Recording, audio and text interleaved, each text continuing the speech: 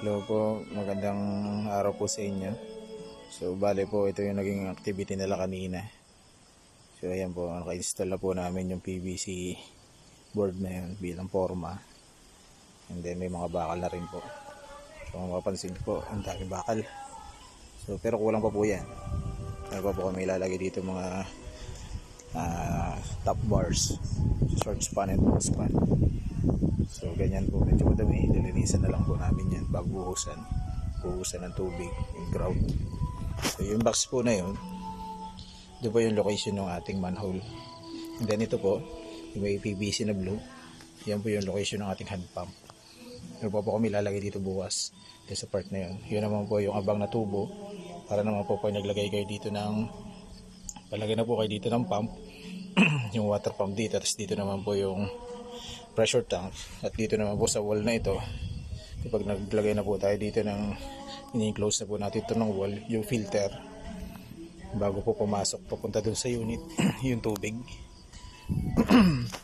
So ready na yan. So bali dito, nagpahukay ako dito. Bali ito po yung pinaka hukay, dadaanan po nung sa ilalim po ng PVC pipe na yun, nakadiretso po pa ganun yung ating location ng drain tap. So dun sa dulo, lalagyan po namin doon ng clean out just in case nalinisin na po natin. Yun lang po yung bubuksan yung clean out na yun. Then yung PVC orange na po yun, lalagyan po namin elbow na 90 degree papunta po doon ang daloy ng tubig. Yung pong kulay puti na yun, PPR 5, yan po ay abang na tubo, nakapasok po yan sa loob. Yan po ay abang natin just in case na palagyan nyo na po ng let's say nagkaroon po kayo dito ng deep well or connection po sa Nawasa, doon lang po i-connect. So pwede yan dyan ko, diretso pa ganun, tapos papunta na po doon sa may bakod.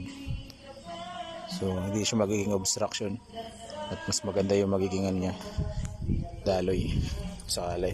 O kaya naman pag nagpalagay doon, let's say doon po yung deep well, so mas madali kapag ganun. Ayan po. So bali nakaangat na po yung formworks namin. So ayan po, ganyan po kakapal siya. So 15 cm po yan magiging thickness niya. Napakakapal po. Ready po talaga ito for flooring para sa pump room. Ayan. So ito naman pong PVC pipe na ito, nakadiretso din po yan sa loob. Sa loob po niyan may naka 90 degree po na elbow. PVC type rin po yun. Same case po ng isa na yun. Yung kulay orange po na yun, kapasok sa loob, may naka 90 degree din po na elbow. Yun po ay ating outfall, just in case na napuno na po ito ng tubig. Siyempre kailangan po na paglalabasan ng tubig, at yun po yun, yung PVC na po na yun, doon po siya lalabas. So ito naman yung inlet pipe natin.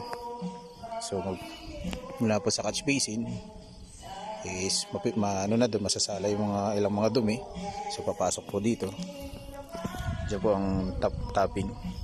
Diyan natin itatap yung ating mga PVC pipes. Diretso na po sa loob. So yan. May pinabrigate na po kami nitong pinaka manhole cover. So pinapakinis ko lang po doon, tapos papairin po namin ng waterproofing yun. Bubuhusan po namin ito bukas. So ang magiging sistema po namin dyan is magta-tapping po kami dyan. Maglalagay po pala kami ng moldings. So let's say nakaangat po yan ng 10 cm. So angat po namin yung moldings na yun. And then doon sa moldings naka-cover talaga siya. All throughout paikot. So ayan. Ganyan po yung ano niya. Ayan, nakakasa. Ano po dito? Bali, bumili sila ng video okay. Parang may pagkalubangan. Kaya na po kayo sa ingay. Ayan po, pinataas-taas ko na yung magiging bubong niya. So just in case magpalagay na po kayo ng pump room, yan po ang pinaka sample na itsura niya kung sakaling ipagawa yung pump room. So si pump room, siyempre mas mataas pa po dyan. Mababa lang po ito para lang mabubunga lang namin yung temporary. Pero mas mataas pa po dyan.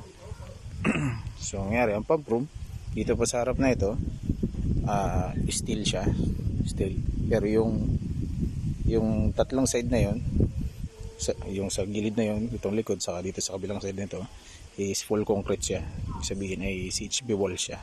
So pinaka-open lang is ito. So dun po sa sa sinad ko pong plan sa inyo, ito po is steel. So steel balag grill siya. Pero itong side na ito, itong kalahati, naka-fix ito. Yun lang isa na yun ang nabubuksan.